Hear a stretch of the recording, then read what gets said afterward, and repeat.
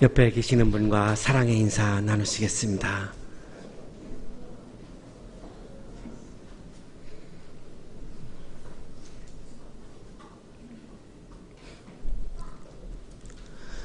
프랑스 대혁명은 봉건제도를 타파하고 국민이 나라의 주인이라고 하는 인간 및 시민의 권리를 선언을 했던 그런 사건입니다. 인간의 기본권, 인권의 토대를 마련한 그런 사건이죠. 물론 피를 흘린 그런 사건이었기 때문에 아쉬운 면도 물론 있습니다만 프랑스 대혁명 때문에 우리는 시민의 권리, 국민의 권리를 현재도 우리가 유지하면서 살아갈 수 있게 된 그런 사건입니다. 이 프랑스 대혁명의 구호가 세 가지입니다. 리베르테, 자유, 에갈리테, 평등, 프라테르니테, 형제애라고 하는 세 가지가 이 혁명의 구호입니다. 여기서 이 자유와 평등이라고 하는 것은 오늘날에 심각하게 우리 사회에서 대결하고 있는 그런 주제이죠. 개인의 차원에서는 자유가 중요합니다. 그러나 또 사회적인 차원에서 보면 또한 기회의 평등이 중요하죠. 완벽하게 그냥 자유 경쟁으로 간다고 한다면 능력이 없는 사람들은 살 수 있는 공간이 없어집니다. 다 죽어야 합니다.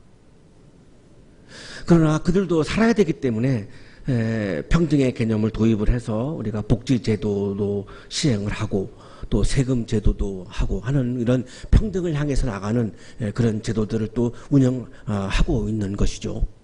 그러나 또 평등을 또 강조하다가 보면 개인의 또한 자유가 또 위축되고 또한 억압되고 또한 박탈될 위험을 늘 또한 가지고 있습니다. 그래서 이 자유와 평등이라고 하는 이 두 가치가 극명하게 대결하고 있는 것이 지금 우리 사회이고 어떤 분들은 우리 사회를 이념에 미친 사회다라고까지 그렇게 표현을 하는데요.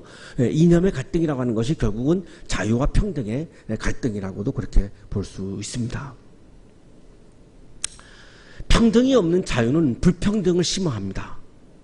그래서 결국은 간격이 너무나 심해져서 그렇게 되면 능력이 없는 사람들은 숨을 쉴 수가 없으니까요. 폭동을 일으키기도 하고 또 뭐 혁명을 일으키기도 하고 이래서 여러 가지 많은 사회적인 문제를 낳을 수밖에 없습니다.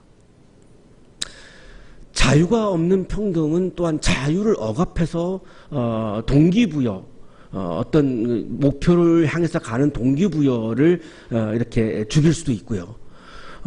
또 개인의 자유를 억압하다가 보면 개인의 삶에 대한 동기를 굉장히 억누를 수 있기 때문에 또 인간의 어떤 존엄이라고 하는 또한 어떻게 보면 또 인권을 또한 죽일 수 있기 때문에 굉장히 또한 이것도 역시 문제를 가지고 있는 거죠.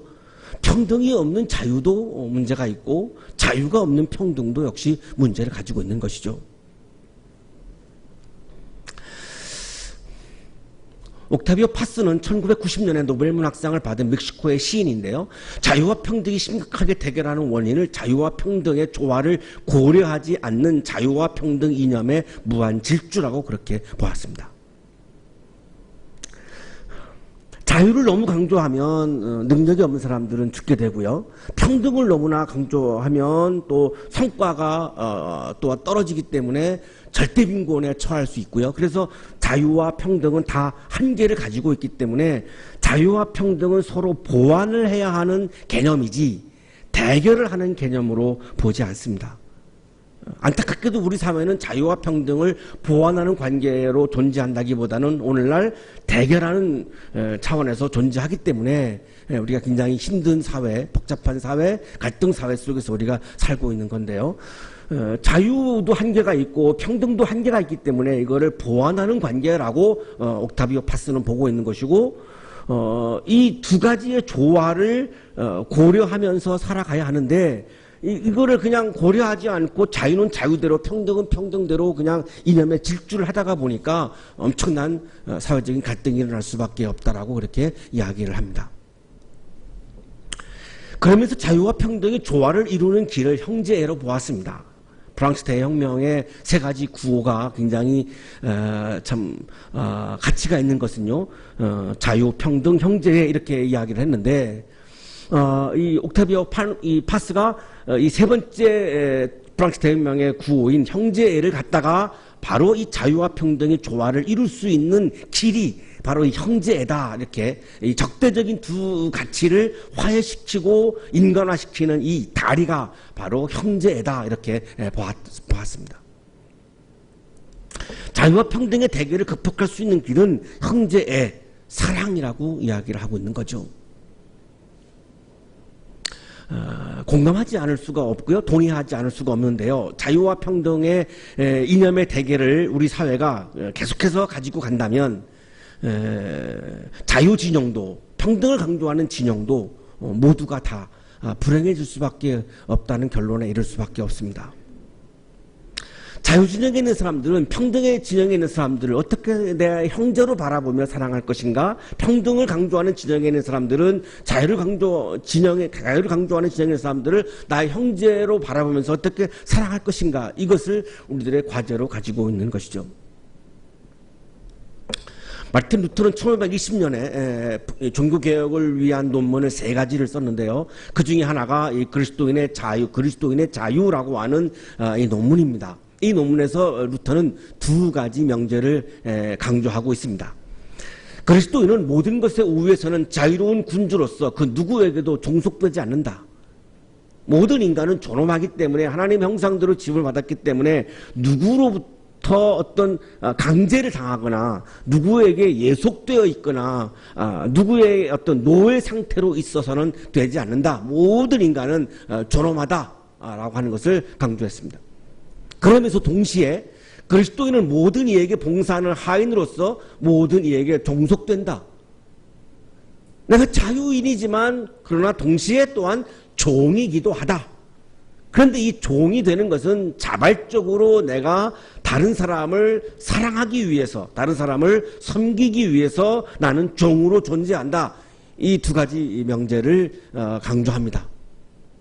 어떻게 보면 모순될 수 있지만 자유인과 종이라고 하는 개념이 굉장히 모순될 수 있지만 절묘하게 자유를 강조하다가 보면 평등을 해칠 수 있고요. 자유를 이렇게 강조하다가 보면 다른 사람의 권리를 침해할 수 있습니다.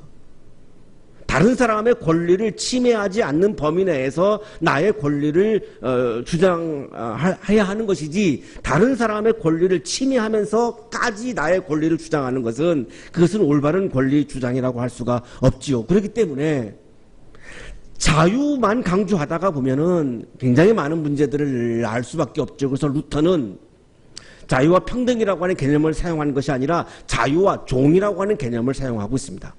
나에게 자유가 주어져 있죠. 나는 자유인이죠. 누구에게도 왜속되지 않고 누구의 조종도 받지 않고 누구의 간섭도 받지 않는 자유인으로 태어났고 자유인으로 살고 있습니다. 그러나 내가 자발적으로 강제에 의해서 종이 되는 것은 자유를 해치는 거죠. 그러나 강제가 아니라 자발적으로 스스로 내가 다른 사람을 사랑하기 위해서, 다른 사람을 섬기기 위해서 내가 종이 되어야 한다. 이렇게 강조하는 겁니다. 바로 이 루터가 얘기하는 자발적 종의 개념이 자유가 가지고 있는 이 한계를 극복할 수 있는 굉장히 신앙적인 개념으로 사용을 하고 있는 것이죠. 루터는 이 명제가 바울에게서 온 것임을 밝히고 있습니다. 고린도전서 9장 19절입니다. 나는 어느 누구에게도 얽매이지 않은 자유로운 몸이지만 나는 하나님의 형상이기 때문에 누구에게도 얽매여 있지 않은 자유인이죠. 그러나 많은 사람을 얻으려고 스스로 모든 사람의 종이 되었습니다. 바울의 고백이에요. 그래서 전 세계 사람들, 특히 유럽 사람들을 섬기기 위해서 종으로 유럽까지 건너가서 복음을 전하는 삶을 살아가죠. 그게 자유인과 종이라고 하는 절묘한 그런 조화를 이 바울이 이야기했는데 이것을 갖다가 루터가 자유인과 종의 개념으로 이 자유의 한계를 극복하고 있습니다. 그리스도인은 누구의 지배도 받지 않는 자유인입니다. 그런데 예수님이 가장 강조하시는 것은 사랑입니다. 자유 경쟁을 강조하다가 보면 내가 사랑을 할 수가 없지요? 내가 욕망의 차원에 머무르다 보면 내가 사랑할 수가 없지요. 나 자신만을 사랑할 수밖에 없는 거죠. 그것이 인간의 욕망의 속성입니다. 나 자신만을 사랑할 수밖에 없습니다. 내가 어떻게 타자를 사랑할 수 있겠습니까? 불가능합니다. 그래서 자유인인 거죠. 내가 자유인인데 나에 대해서 간섭하지 말라는 거죠. 내가 남을 사랑하지 않는 것도 나의 자유이니까요. 그것을 간섭할 수가 없는 거죠. 그래서 나는 타자를 사랑하지 않고도 살 수 있는 거죠. 그게 나의 자유니까요. 자, 그러면 일반인들에게는 문제가 없지만 우리 그리스도인들에게는 큰 문제가 됩니다. 이웃을 사랑하라. 예수님이 그게 가장 큰 계명을 서로 사랑하라 이런 계명을 주셨는데, 자유의 개념 안에서 우리가 주장한다고 한다면, 생각한다고 한다면 타자를 사랑할 수가 없습니다. 자유롭게 내가 나의 욕망을 추구하고 내 욕망을 이루면서 살아가야 내 삶이 재미있는 거지, 내가 타자를 사랑한다라고 하는 것은 굉장히 부담스러울 수밖에 없는 거죠. 그래서 루터는 스스로 사랑이 종이 되는 자유인이라고 하는 것을 강조했던 것입니다. 내가 스스로 사랑의 종이 되지 않는다면 내가 자유의 개념만으로는 내가 타자를 사랑할 수 없다는 것이죠. 그래서 내가 자유인이라고 하는 것을 굉장히 중요하게 여긴다면 내가 스스로 사랑의 종이 되어야 하는 것도 우리 그리스도인들에게는 매우 중요한 부분임을 강조하고 있는 거죠. 오늘의 성서일과는 사랑의 자유를 말씀하고 있는 그런 본문입니다. 갈라디아서인데요. 이 갈라디아는 지도에서 보시는 바와 같이 지금의 터키에 속해 있는 그런 곳이고요. 도시라기보다는 주 이름이죠. 이 갈라디아 주인데요. 주전 278년에 갈리아족들이 여기에다가 왕국을 건설했는데, 주전 25년에 로마의 침공을 받고 로마의 속주가 됩니다. 그래서 아시아주, 갈라디아주 이렇게 터키 지역이 로마가 다스리는 이렇게 주의 구분을 이렇게 해놓는데요. 그 중에 한 주에 속하는 곳입니다. 바울이 2차 선교여행 때 드로아로 가기 직전에 이 갈라디아에서 선교를 했고요. 그리고 이제 교회를 세웠죠. 근데 이 갈라디아 교회에는 바울을 적대하는 세력들이 4그룹이 있었는데, 그 중에 하나가 유대주의자들입니다. 이 유대주의자들은 이방인들도 유대교의 율법을 지켜야 되고 유대인으로 귀화해야 한다. 그래야 구원받을 수 있다. 할례 받아야 하고 유대인이 돼야지 구원받지, 유대인이 아닌 사람은 구원받을 수 없다. 그러니까 이방인들이 구원을 받기 원한다면 유대인으로 귀화해야 된다라고 하는 것을 주장하는 아주 굉장히 지독한 유대주의자들, 다시 말하면 율법주의자들, 유대민족의 우월의식이 굉장히 가득 차 있는 그런 사람들이 바로 이 유대주의자들이고, 이들이 바울을 굉장히 적대시했습니다. 바울은 굉장히 세계지향적으로, 이방인 지향적으로 지금 선교를 하고 있는데, 그러니까 이 유대주의를 강조하는 사람들은 바울에 대해서 공격할 수밖에 없는 거고요. 그래서 충돌을 했던 것이죠. 이 당시에 이 갈라디아 교회의 많은 이방인들이 유대주의자들의 이 선동에 넘어갑니다. 그래서 이 율법을 지켜야 되고, 이 율법을 내가 따라야 되고, 율법이 나에게 구원이 되는 것이라고 주장하는 유대주의자들의 이 이야기에 넘어가서 예수님의 복음을 등한시합니다. 율법을 강조하니까요, 복음을 등한시할 수밖에 없죠. 이들을 설득하기 위해서 기록한 성경이 바로 이 갈라디아서입니다. 그러니까 이 갈라디아서의 핵심은 율법으로부터 벗어나서 복음의 세계로 넘어가는 것을 굉장히 강조하고 있는 거죠.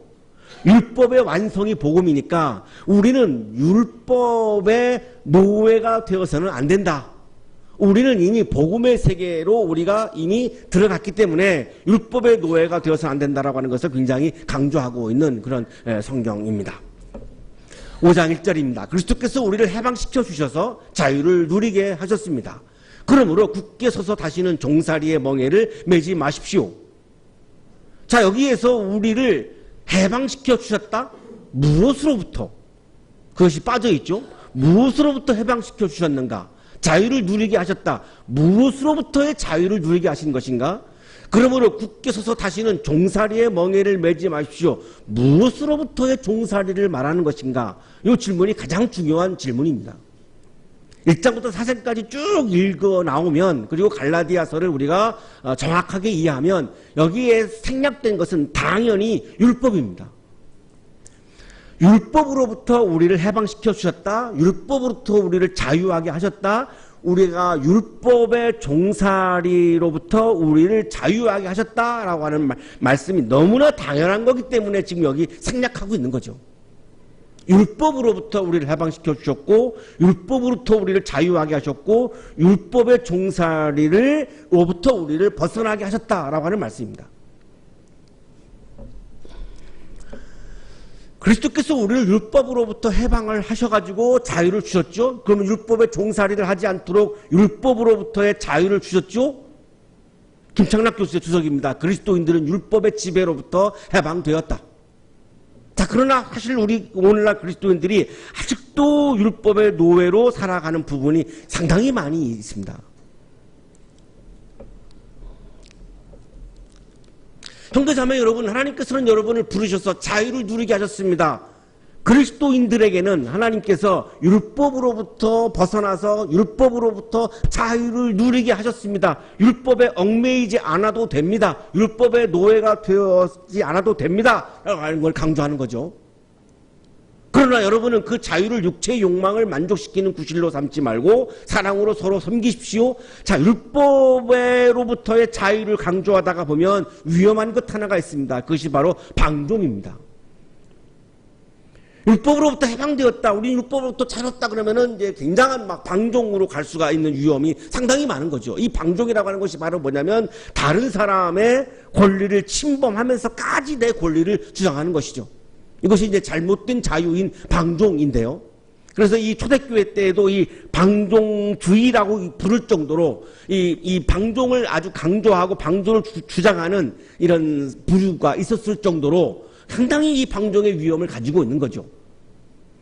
그러나 여러분은 그 자유를 육체의 욕망을 만족시키는 구실로 삼지 말고 그 방종주의에 빠지지 않기 위해서는 자유, 율법으로부터 자유를 주신 그 자유를 가지고 나의 육체의 욕망을 만족시키는 데 사용하지 말고 율법으로부터 자유를 주신 그 자유를 가지고 사랑으로 섬기는 곳에 그 자유를 사용하십시오. 이런 말씀입니다.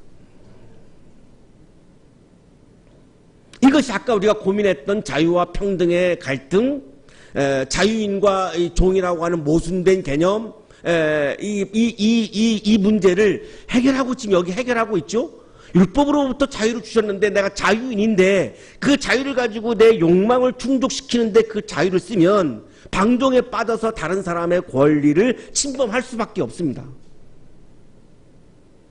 그러면 나는 다른 사람을 나의 노예로 만들어 버리게 되죠. 이게 죄죠. 왜 이게 죄냐면 이게 죄니까 하나님이 출애굽을 시킨 거죠. 내가 다른 사람을 나의 노예로 만드는 것은 하나님이 굉장히 심각하게 여기시는 죄입니다. 그래서 출애굽을 한 거니까요. 그런데 내가 자유를 가지고 다른 사람의 권리를 침범하게 되면 그 사람을 나의 노예로 만들 수밖에 없습니다. 그렇기 때문에 이거를 방종이라고 얘기하는 것이고, 이거를 막기 위해서는 그 자유를 가지고 내 육체의 욕망을 만족시키는 데 쓰지 말고 사랑으로 섬기는, 내가 종으로, 사랑의 종으로 살아가는데 그 자유를 사용하십시오. 이렇게 지금 강조하고 있는 거죠.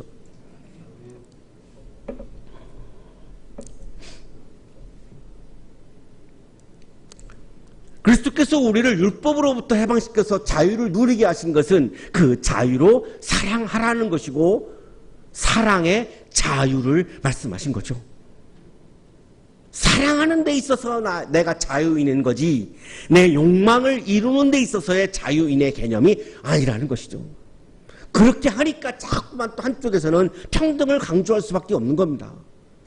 이 자유와 평등의 대결을 끝장낼 수 있는 방법은 나에게 주어진 자유를 사랑으로 타자를 섬기는데 이 자유를 사용할 때에 자유와 평등의 개념이 서로가 보완하면서 서로가 조화를 이루면서 갈 수 있는 거죠.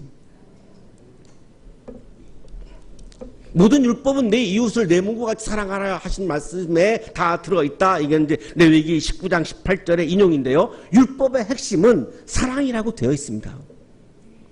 율법의 핵심은 사랑이라고 되어 있어요. 그런데 율법의 핵심이 사랑인데 이 율법을 죄를 드러내고 정죄하는 일에 우리가 사용하고 있는 거죠. 구약성경 율법 전체를 한 단어로 요약하면 사랑입니다. 그런데 이 법이라고 하는 속성이 가지고 있는 것 때문에 그런지 모르지만 우리는 이 율법을 가지고 다른 사람의 죄를 지적하고 다른 사람의 죄를 드러내고 다른 사람의 죄를 정죄하는 데 이 율법을 가지고 사용을 하게 되죠. 이게 바로 뭐냐면 나에게 자유가 있죠. 내가 다른 사람을 정죄할 자유가 있죠. 그러나 그 자유를 주신 것은 사랑으로 종로로 타라고 사랑의 종으로 살아가는 데 사용하라고 자유를 주신 것이지 다른 사람의 권리를 침범하는 데 사용하라고 주신 자유가 아니라는 것이죠. 그러니까 율법의 정신이 사랑인데 사랑의 개념은 다 무너지고 내가 다른 사람을 지배하기 위해서 율법을 근거로 해가지고 다른 사람을 정죄하는 거죠. 이거는 나의 욕망을 따라가는 거지 뒤에 나옵니다만 이것은 성령을 따르는 것이 아니라고 말씀합니다. 그런데 여러분이 서로 물어뜯고 잡아먹고 하면 피차 멸망하고 말터이니 조심하십시오. 내가 율법을 가지고 다른 사람을 정죄하면 어떻게 되죠? 물어뜯죠. 잡아먹죠. 그러면 어떻게 됩니까? 둘 다 망한다는 거죠. 자유를 강조하는 사람들과 평등을 강조하는 사람들이 서로가 서로를 막 정죄하고 싸우면 둘 다 망하는 거지 어느 쪽도 승리할 수가 없습니다. 영원히 승리할 수 없습니다. 왜냐하면 자유도 한계를 가지고 있고 평등도 한계를 가지고 있기 때문에 이 싸움은 끝날 수가 없는 싸움이기 때문에 싸우다 보면 지쳐서 서로가 다 망하는 거죠. 그래서 서로가 정죄하는 것은 다 망하는 거다라고 하는 것을 지금 강조하는 거죠. 어떤 분은 정죄할 수 있는 자유의지가 나한테 있지 않습니까? 저한테 어떤 영성을 향하는 자리에서 어떤 분이 나한테 그런 질문을 하신 적이 있어요. 그런 자유의지를 주신 것이 아니라는 겁니다. 자유를 준 것은 정죄하라고 자유를 준 것이 아니라 사랑하라고 자유를 줬다라고 하는 거죠.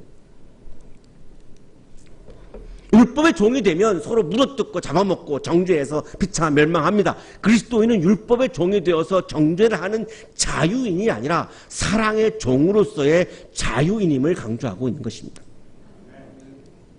내가 또 말합니다. 여러분은 성령께서 인도하여 주시는 대로 살아가십시오. 그러면 육체의 욕망을 채우려 하지 않을 것입니다. 자, 여전히 우리에게는 문제가 남죠. 어떻게 내가 다른 사람의 사랑의 종이 될 수 있습니까? 인간은 다 이기적인 것인데 인간은 다 욕망을 추구하고 있는 건데 나보고 어떻게 내가 타자를 사랑하라고 합니까?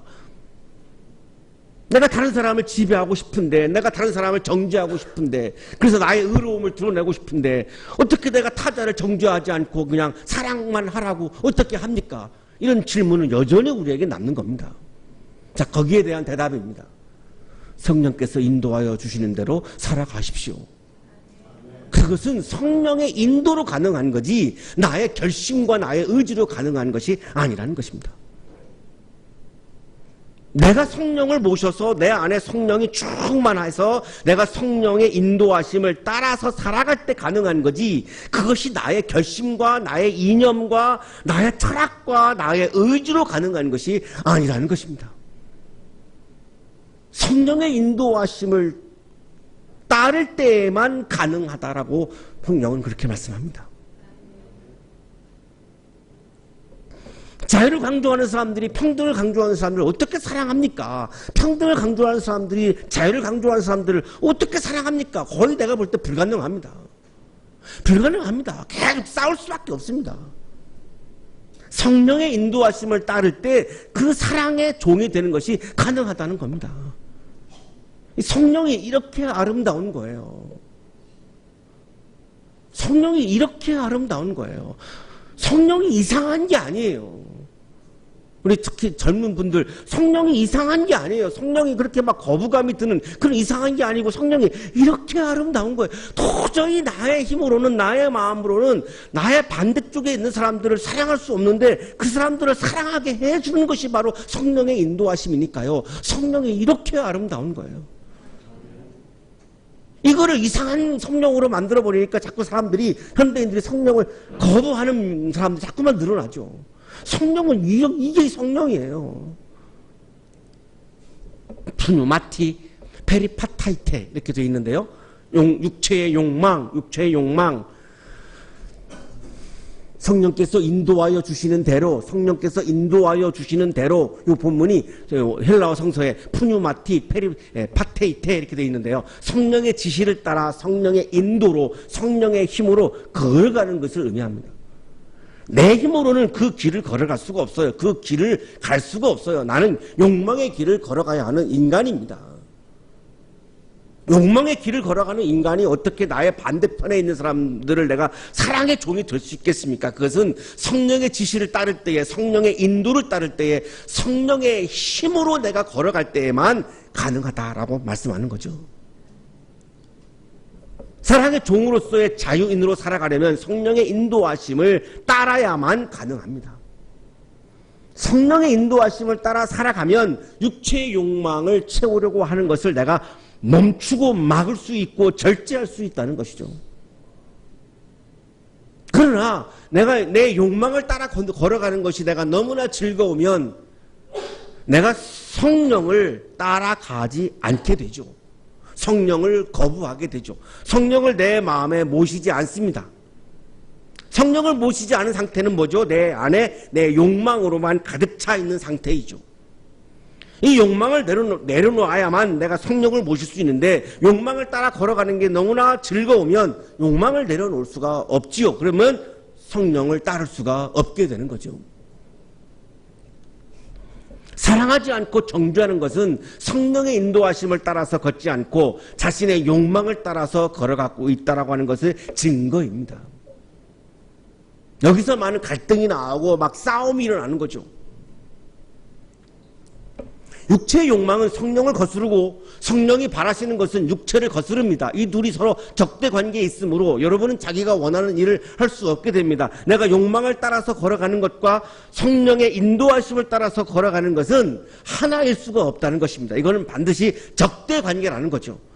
둘 중에 하나밖에 선택할 수밖에 없다는 것입니다. 욕망을 따라서 걸어갈 것인지 성령의 인도하심을 따라서 걸어갈 것인지 이거는 내가 결단해야 하는 것이지 이 두 가지를 내가 다 쥐고 갈 수는 없다는 것입니다. 둘 중에 하나만 가능하다는 겁니다. 왜냐하면 적대 관계이기 때문에.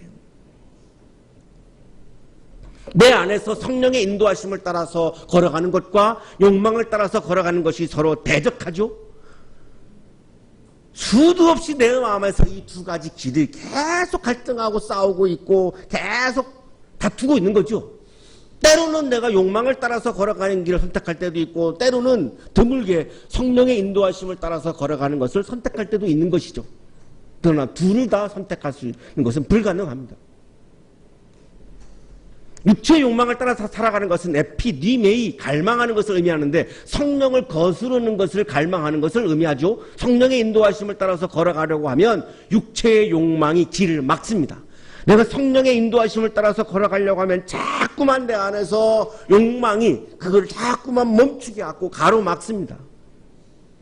이것이 육체의 욕망을 따라서 가는 길과 성령의 인도하심을 따라서 걸어가는 길이 끊임없이 내 안에서 싸우고 있고 갈등하고 있는 거죠. 그런데 여러분이 성령의 인도하심을 따라 살아가면 율법 아래에 있는 것이 아닙니다.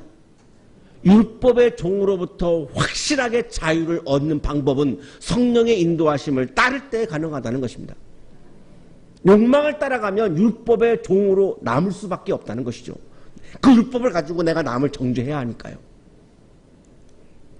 성령의 인도하심을 따라 살면 율법으로부터 자유로워집니다. 그러면 정죄로부터 자유로워지죠. 정죄로부터 자유로워져야 사랑이 출발합니다. 여기가 사랑의 종이 출발하는 지점입니다. 정죄를 하면서 내가 이웃을 사랑할 수는 없습니다. 불가능합니다. 정죄하는 것은 율법의 종이고 사랑하는 것은 사랑의 종이니까요. 이거는 하나가 될 수가 없지요.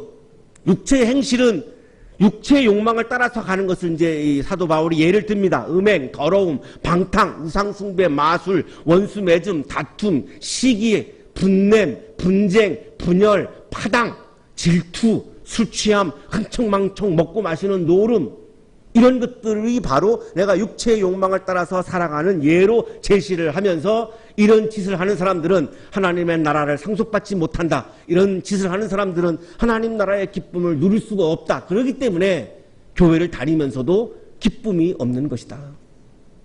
교회를 다니지만 아직도 여기에 놓여 있다면 기쁨을, 하나님 나라의 기쁨을 경험할 수가 없는 거죠. 그래서 그냥 의무에 의해서, 강압에 의해서 교회를 다니고 예배 자리를 오니까 그 예배 자리에 와서 하나님을 만나는 자리임에도 불구하고 기쁨이, 영적인 기쁨이, 하나님 나라의 기쁨이 없는 거죠. 하나님 나라의 기쁨이 없다라고 하는 것은 내가 육체의 욕망을 따라서 걸어가고 있는 것을 증명하고 있는 거죠. 그러나 성령의 열매는 성령의 인도하심을 따라서 걸어가면 반드시 9가지의 열매가 맺힌다는 거예요. 사랑, 기쁨, 화평, 인내, 친절, 선함, 진실, 온유, 절제, 요 9가지가 성령의 인도하심을 따라서 걸어가면 이 9가지 열매가 반드시 있다라고 하는 거예요. 사랑은 아가페죠. 하나님의 사랑이 내 안에서 싹트게 되고요. 하나님의 사랑이 싹트면 드디어 내 반대 진영에 있는 사람들을 내가 사랑할 수 있게 된다는 겁니다. 내 힘으로는 안 되지만 하나님의 사랑이 이기에 가능한 거죠. 기쁨은 카라, 하나님이 주시는 기쁨이 차오릅니다. 쾌락이 아닙니다. 쾌락과 기쁨은 다른데요. 하나님이 주시는 영적인 기쁨이 막 내 안에 차오른다는 거죠. 화평, 에이레네, 샬롬, 하나님이 주시는 평화가 내 안에 가득해서 내 주변이 아무리 시끄럽고 복잡해도 나는 그 평화를 유지하며 산다라고 하는 거죠. 인내, 마크로디미아, 화를 오래오래 참을 수 있다는 것입니다.